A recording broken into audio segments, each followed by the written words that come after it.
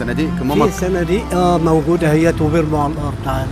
لا ما ينفعش يا جدعان، لان اللي رامي في الشارع بينشر الامراض. ما هو بينشر امراض وبيخلي المنظر العام مش حلو. لا. فانت بعد اذنك اي صندوق زباله جنبك، كل حاجه بقت متوفره هنا عندنا الحمد لله. الحمد لله. فانت اقرب باسكت هتقابله هترمي فيه الزباله. هنا صندوق. وكمان في نفس الوقت برضه وكمان صناديق صغيره. الصناديق هنا موجوده كتير. موجوده والله. وفي نفس الكبير برضه، عشان برضه رايح برضه عم السعيد، رايح الناس الكبيره. تيجي تقول للواحد من هنا لمؤاخذه انت بتمشي خطوتين وتلاقي رمتان في الشارع. لا ده غلط يا جدعان، يا ريت نتعلم. ما يا ريت والله. نرمي زبالتنا في الصندوق. والله يا ريت يا سيدي، والله يا ريت المحافظه حلوه والشارع لما تكون نضيف بيبقى جميل.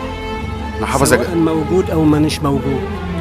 يعني الشارع لما يكون نضيف يبقى نضيف خلاص انت فاهم. انما كل اللي بيرمي هو بيرمي اي حاجه وخلاص بيتخلص منه. لا غلط. في الشارع. لا ده غلط. عايزين يا جدعان نحافظ يا جدعان على المكان والمنظر العام، نظافه البيئة. عشان الرمي في الشارع